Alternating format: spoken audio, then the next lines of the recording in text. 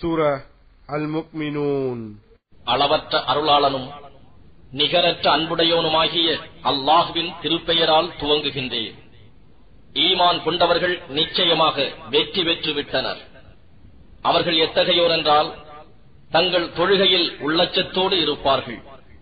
இன்னும் அவர்கள் வீணான பேச்சு, செயல் ஆகியவற்றை விட்டு விலகி இருப்பார்கள்.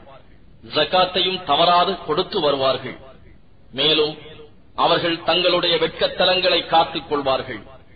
ஆனால் அவர்கள் தங்கள் மனைவிகளிடமோ அல்லது தங்கள் வலக்கரம் சொந்தமாக்கிக் கொண்டவர்களிடமோ தவிர இவர்களிடம் உறவு கொள்வது கொண்டும் நிச்சயமாக அவர்கள் பழிக்கப்பட மாட்டார்கள்.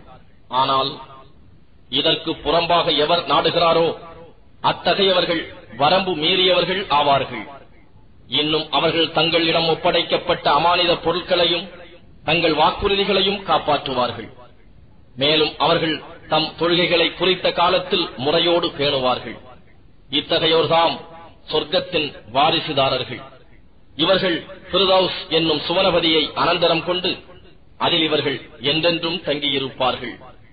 நிச்சயமாக நாம் ஆதி மனிதரை களி மண்ணில் இருந்துள்ள சத்தினால் படைத்தோம். பின்னர் நாம் மனிதனை படைப்பதற்காக அவனை ஒரு பாதுகாப்பான இடத்தில் இந்திரிய துளியாக்கி வைத்தோம். பின்னர் அந்த இந்திரிய துளியை இரத்தக்கட்டியாக்கினோம்.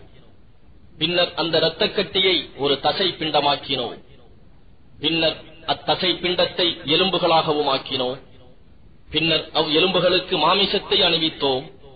பின்னர் நாம் அதனை வேறு ஒரு படைப்பாக மனிதனாகச் செய்தோம். இவ்வாறு படைத்தவனான அல்லாஹ் பெரும் பாக்கியமுடையவன். படைப்பாளர்களிலெல்லாம் மிக அழகான படைப்பாளர். பிறகு நிச்சயமாக நீங்கள் மரணிப்பவர்களாக இருக்கிறீர்கள். பிறகு கியாம நாளன்று நீங்கள் எழுப்பப்படுவீர்கள். அன்றியும் உங்களுக்கு மேலே 7 பாதைகளை திடனாக படைத்திருக்கிறோம். நமது படைப்பை குறித்து நாம் எப்பொழுதுமே பராமுகமாக நாம் இருக்கவில்லை. மேலும் வானத்திலிருந்து நாம் திட்டமான அளவில் மழை நீரை இறக்கி அப்பால் அதனை பூமியில் தங்க வைக்கிறோம்.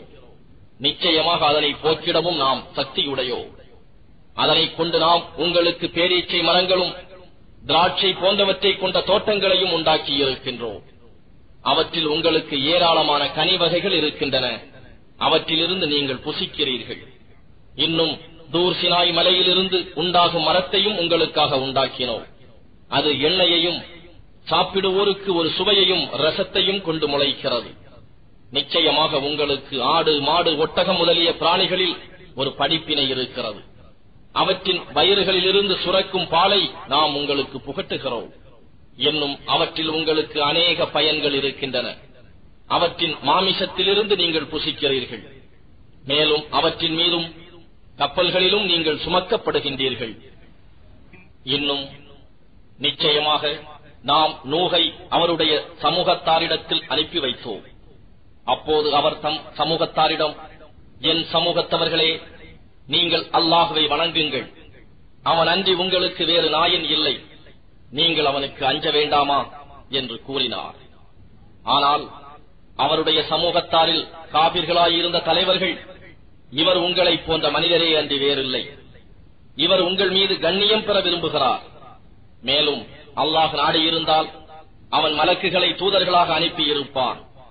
முன் இருந்த நம் மூதாதையரிடம் இத்தகைய விஷயத்தை நாம் கேள்விப்பட்டதே இல்லை என்று கூறினார்கள். இவர் ஒரு பைத்தியக்கார மனிதரே அன்றி வேறில்லை. எனவே இவருடன் நீங்கள் சிறிது காலம் பொறுத்திருந்து பாருங்கள் எனவும் கூறினார். இதை கேட்ட நூஹ், இறைவனே, இவர்கள் என்னை பொய்ப்பிக்க முற்படுகிறார்கள். இதிலிருந்து என்னை காத்து நீ உதவி புரிவாயாக என்று பிரார்த்தனை செய்தார். அதற்கு, நீர் நம் கண்முன் நம்முடைய வகி அறிவிப்பின்படி ஒரு கப்பலை செய்வீராக. பிறகு நம்முடைய கட்டளை வந்து அடுப்பு கொதிக்கும் போது ஒவ்வொரு பிராணியிலும் ஆண், பெண் 2 சேர்ந்த ஜடையையும் உம்முடைய குடும்பத்தினரில் எவர் மீது நம் தண்டனை பற்றிய வாக்கு ஏற்பட்டு விட்டதோ அவரை தவிர மற்றவர்களையும் அதில் ஏற்றிக்கொள்ளும். இன்னும் அநியாயம் செய்தார்களே, அவர்களைப் பற்றி நீர் என்னிடம் பரிந்து பேச வேண்டாம். நிச்சயமாக அவர்கள் மூழ்கடிக்கப்படுபவர்களே என்று வகி அறிவித்தோம். நீரும் உம்முடன் இருப்பவர்களும் கப்பலில் அமர்ந்ததும் அநியாயக்காரரான சமூகத்தாரை விட்டும் எங்களை காப்பாற்றிய அல்லாஹுவுக்கே எல்லா புகழும் என்று கூறுவீராக. மேலும் இறைவனே, நீ முபாரக்கான மிகவும் பாக்கியமுள்ள இறங்கும் தலத்தில் என்னை இறக்கி வைப்பாயாக. நீயே பத்திரமாக இறக்கி வைப்பவர்களில் மிக்க மேலானவன் என்று பிரார்த்திப்பீராக எனவும் அறிவித்தோம். நிச்சயமாக இவற்றில் பல அத்தாட்சிகள் இருக்கின்றன. நாம் இவ்வாறே மனிதர்களை சோதிப்பவராக இருக்கின்றோம். பின்னர் பிரளயத்தில் மூழ்கிவிட்ட இவர்களை அடுத்து வேறொரு தலைமுறையினரை உண்டாக்கினோம். அவர்களில் இருந்தே ஒரு தூதரையும் அவர்களிடையே நாம் அனுப்பினோம். அல்லாஹுவையே வணங்குங்கள், அவன் அன்றி உங்களுக்கு வேறு நாயன் இல்லை, நீங்கள் அவனுக்கு அஞ்ச வேண்டாமா என்று அவர் கூறினார். ஆனால் அவருடைய சமூகத்தாரில் காபிர்களாயிருந்த தலைவர்களும் இன்னும் இறுதி தீர்ப்பு நாளை சந்திப்பதை பொய்ப்படுத்த முற்பட்டார்களே, அவர்களும் நாம் அவர்களுக்கு இவ்வுலக வாழ்க்கையில் விசாலமான சுக அனுபவங்களை கொடுத்திருந்தோமே, அவர்களும் தம் சமூகத்தாரிடம், இவர் உங்களைப் போன்ற ஒரு மனிதரே அன்றி வேறில்லை, நீங்கள் உண்பதையே அவரும் உண்கிறார், நீங்கள் குடிப்பதையே அவரும் குடிக்கிறார், எனவே உங்களைப் போன்ற இம்மனிதரை நீங்கள் பின்பற்றுவீர்களானால் நிச்சயமாக நீங்கள் நஷ்டவாளிகளாவீர்கள். நிச்சயமாக நீங்கள் மரித்து மண்ணாகவும் எலும்புகளாகவும் ஆன பின்னர் நிச்சயமாக நீங்கள் மீண்டும் வெளிப்படுத்தப்படுவீர்கள் என்று அவர்கள் உங்களுக்கு வாக்குறுதி அளிக்கிறாரா? அப்படியாயின் உங்களுக்கு வாக்குறுதி அளிக்கப்பட்டது வெகு தொலைவாகவே இருக்கிறது.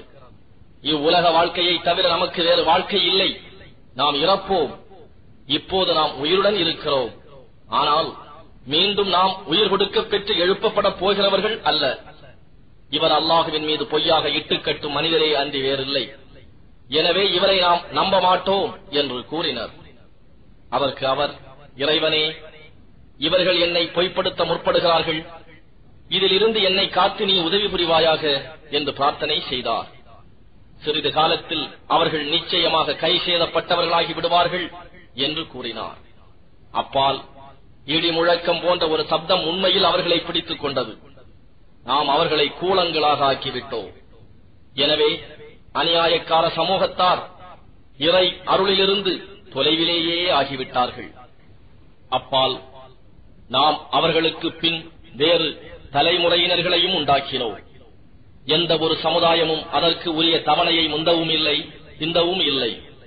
பின்னரும் நாம் நம்முடைய தூதர்களை தொடர்ச்சியாக அனுப்பி வைத்தோம். ஒரு சமுதாயத்திடம் அதன் தூதர் வந்தபோதெல்லாம் அவர்கள் அவரை பொய்யாக்கவே முற்பட்டார்கள். ஆகவே நாம் அச்சமூகத்தாரையும் அழிவில் ஒருவருக்கு பின் ஒருவராக்கி நாம் அவர்களை பின்வருவோர் பேசும் பழங்கதைகளாகச் செய்தோம். எனவே நம்பிக்கை கொள்ளாத மக்களுக்கு அல்லாஹுவின் ரஹ்மத் நெடும் தொலைவே ஆகும். பின்னர் நாம் மூசாவையும் அவருடைய சகோதரர் ஹாரூனையும் நம்முடைய அத்தாட்சிகளுடனும் தெளிவான அதிகாரத்துடனும் அனுப்பினோம். பிராவுனிடத்தும் அவனுடைய பிரமுகர் இடத்திலும் அவர்கள் ஆணவம் கொண்டு பெருமையடிக்கும் சமூகத்தாராக இருந்தார்கள். எனவே நம்மை போன்ற இவ்விரு மனிதர்கள் மீதுமா நாம் ஈமான் கொள்வது? அதிலும் இவ்விருவரின் சமூகத்தாரும் நமக்கு அடிபணிந்து தொண்டு ஊழியம் செய்து கொண்டிருக்கும் நிலையில் என்று கூறினர். ஆகவே இவ்விருவரையும் அவர்கள் பொய்ப்பிக்க முற்பட்டார்கள். அதன் விளைவாக அவர்கள் அழிந்தோர் ஆயினர். தவிர அவர்கள் நேர்வழி பெறுவதற்காக நாம் மூசாவுக்கு நிச்சயமாக வேதத்தையும் கொடுத்தோம். மேலும் மரியமுடைய மகனையும் அவருடைய தாயாரையும் ஓர் அத்தாட்சியாக்கினோம். அன்றியும் அவ்விருவருக்கும் வசதியான நீரூற்றுகள் நிரம்பியதும் தங்குவதற்கு வசதி உள்ளதுமான மேட்டுப்பாங்கான நல்லிடத்தை கொடுத்தோம். நம் தூதர்கள் ஒவ்வொருவரிடத்தும், தூதர்களே, நல்ல பொருள்களிலிருந்தே நீங்கள் உண்ணுங்கள், சாலிகான நல்ல அமல்களை செய்யுங்கள், நிச்சயமாக நீங்கள் செய்பவற்றை நான் நன்கு அறிபவன் என்றும், இன்னும் நிச்சயமாக சன்மார்க்கமான உங்கள் சமுதாயம் முழுதும் ஒரே சமுதாயம்தான், மேலும் நானே உங்களுடைய ரப்பாக இருக்கின்றேன், எனவே நீங்கள் எனக்கே அஞ்சுங்கள் என்றும் கூறினோம்.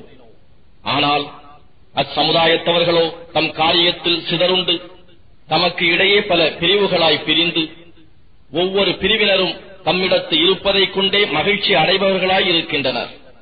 எனவே அவர்களை ஒரு காலம் வரை தம் அறியாமையிலேயே ஆழ்ந்திருக்க விட்டுவிடும்.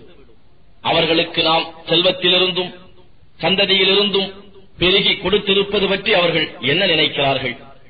இவற்றின் நாம் அவர்களுக்கு நன்மையின்பால் விரைகின்றோம் என்றா? அவ்வாறல்ல. ஆனால் அவர்கள் உண்மையை உணர்வதில்லை.